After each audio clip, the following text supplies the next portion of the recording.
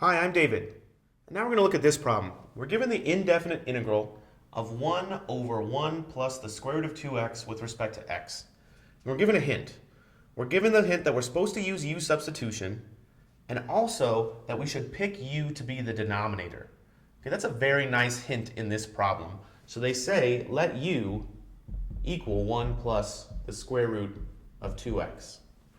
Now, had they not given us that hint, that could have been something you try.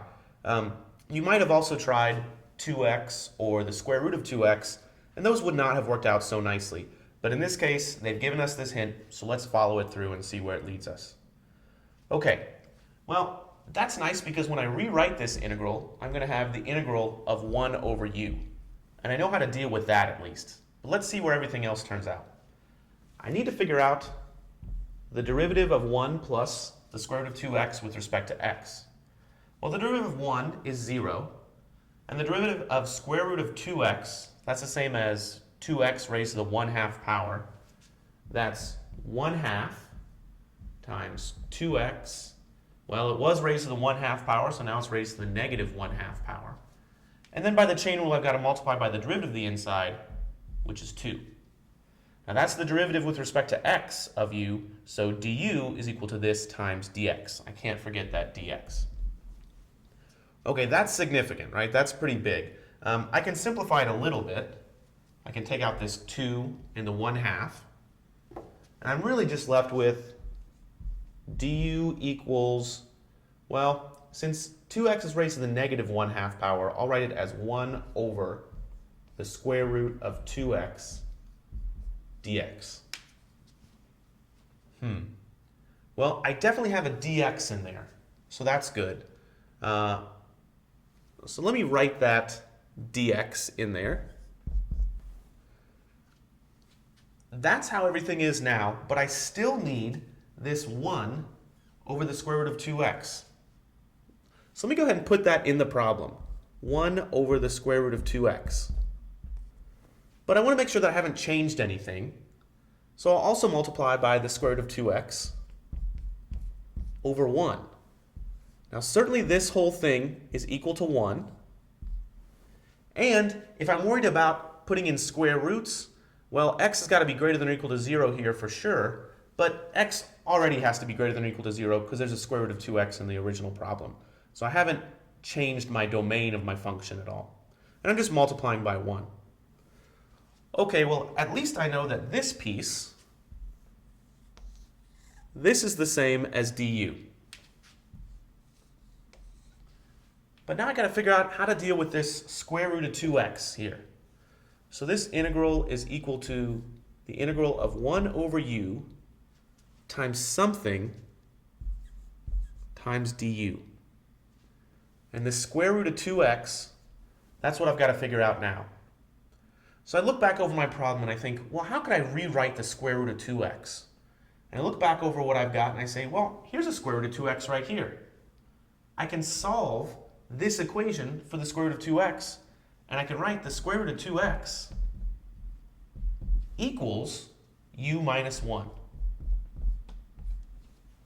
Okay, that's really handy here, because now I can write this equals 1 over u times the quantity u minus 1 du, and this is something I can integrate.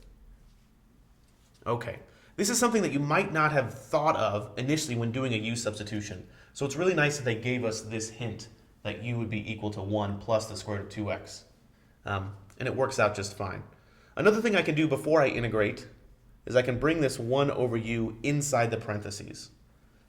So this would be the integral of, well, 1 over u times u is just 1 minus 1 over u times 1 is 1 over u du.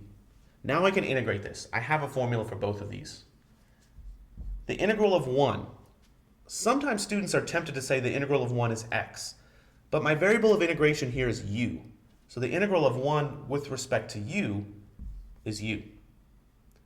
Minus the integral of 1 over u with respect to u. That's natural log of the absolute value of u.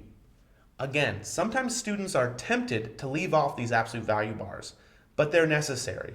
So don't forget them. Sometimes the problem will simplify so that they're not needed, but they are necessary. And then finally, it's the indefinite integral, so I'll include a plus c. One of the last steps I need to do is to replace u with what it actually is. U is equal to 1 plus the square root of 2x. So this is equal to 1 plus the square root of 2x minus natural log of absolute value 1 plus the square root of 2x plus c. And this is a fine answer. That's a correct answer. But let's see a couple things of how we might simplify this.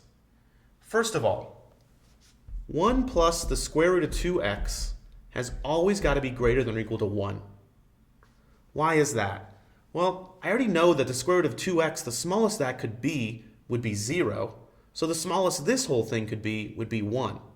Namely, it's always got to be positive. Everywhere where this function is defined, natural log of 1 plus the square root of 2x is bigger than or equal to 1 and positive. So I don't really need those absolute value bars here. Another thing to notice is that I have this arbitrary constant c, and then I have a specific constant 1. Well, 1 plus an arbitrary constant is still just an arbitrary constant. So if I really wanted to, I could lump this 1 in with this c and say, well, my new arbitrary constant is c plus 1, or let's just call it c. So I could rewrite this as the square root of 2x minus natural log of the quantity 1 plus the square root of 2x plus c. If you wanted to be really technical, you could call this c and this c something else. You could call this c naught, but either way is fine.